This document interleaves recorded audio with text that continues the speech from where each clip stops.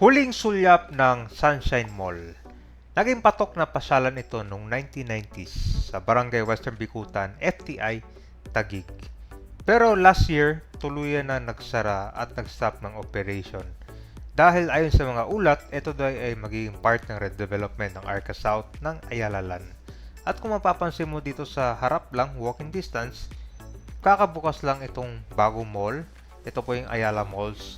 Mas modern at mas maraming stores and restaurant. Nandito na tayo ngayon sa Arca South. So ito yung dating part ng FTI Mall. So ito ito yung Sunshine Mall.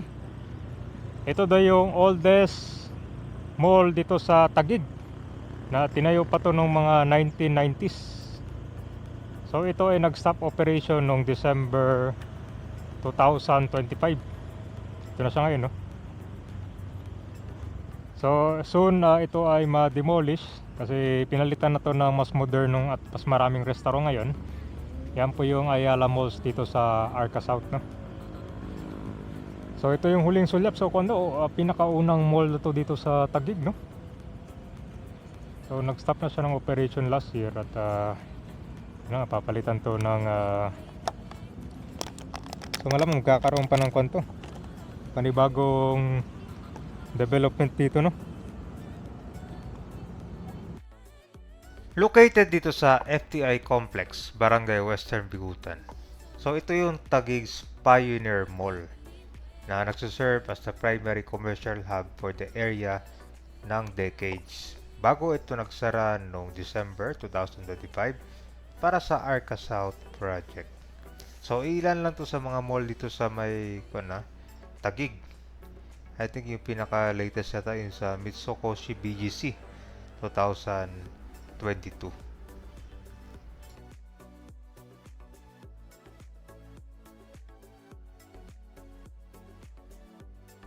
So kana guys, officially na buksan na sa publiko itong Ayala Malls dito. Pinunta nila Mayora to eh. Yan guys, huling sulyap ng Sunshine Mall. Sikat ditong mall dati guys, no? Talagang maliit lang siya, simple. Ganun talaga, nagkakaroon ng bagong development dito. May bagong transport terminal dito yung malapit eh, sa Sunshine Mall, no? Yan guys. Ayun, ayos, bukas na rin pala, no? Ayos, ito guys, fully bukas na to. Nung napunta kasi natin dito, parang partial opening pa lang yun. Ito, sa maganda na ngayon. Ganda ito hapon, maraming mga nag-jogging dito.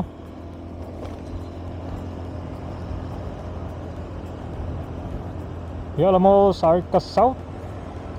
Tabi lang ng Landers. Actually walking distance lang yung bagong mall dito no? Sa may Arca South.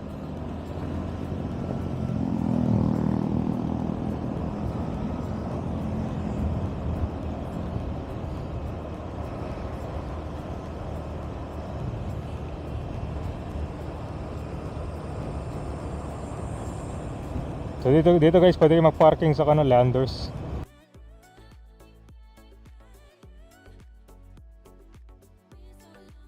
So yun guys, ito na yung Sunshine Mall, ang huling sulyap.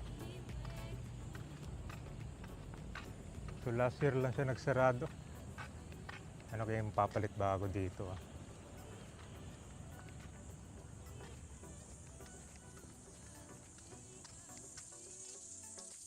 Sa kabila naman, nakabakod na rin Kung may gagawin din dyan.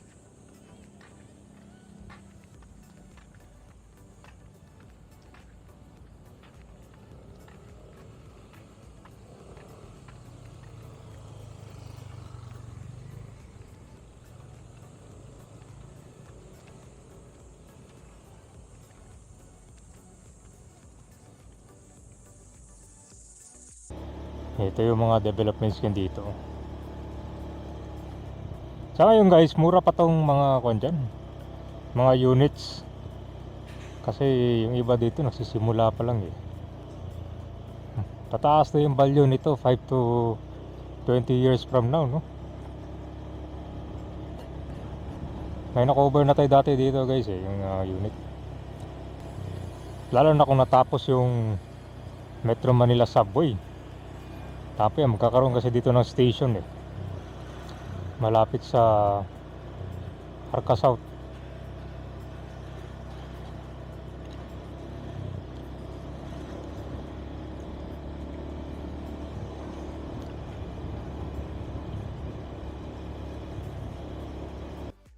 So ilan sa mga development dito ay mga residential at o mga opisina.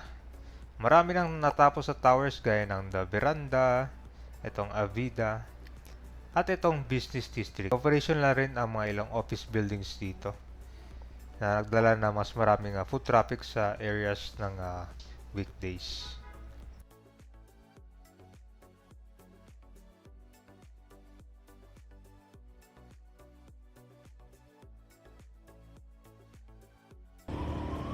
Ito yung Ayala Malls. Ito yung FTI May ibang part pa dito kabayan na part pa ng FTI. Ito na yun Food Terminal Inc.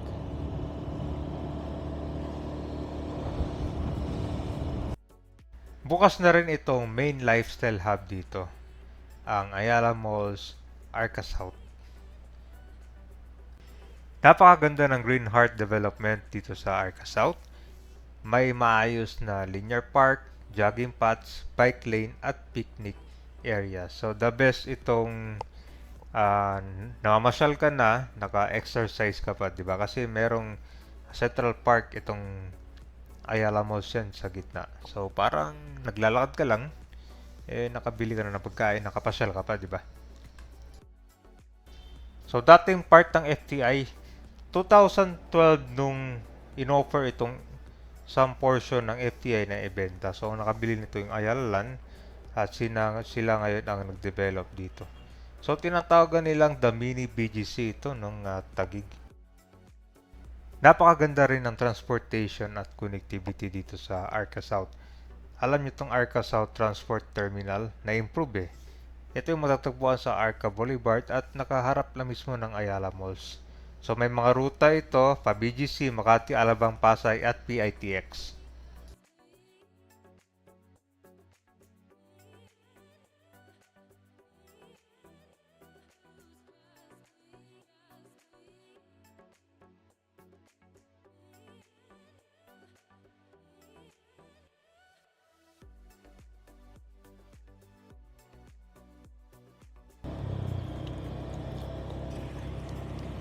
Sana gawing open space pa to para dagdag pasyalan din.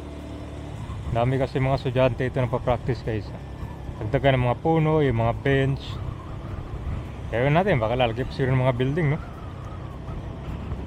Meron din abangan dito yung parang PITX dun sa Parañaque. Ang tawag naman nila dito ay Taguig City Integrated Terminal Exchange. So sa ngayon, pagsapit ng alas 5, maraming mga nagpipiknik, mga nagja-jogging, nagbabike, kumbaga exercise. So kasi isa yung hinahanap ng mga ating kababayan yung mga more open space, yung libre lang ba, tapos may maayos, mas maraming puno. Pero abangan pa natin yung iba dito kasi iba daw may mga bakanting lote. Hindi natin alam, baka magkaroon pa ng mga development dyan.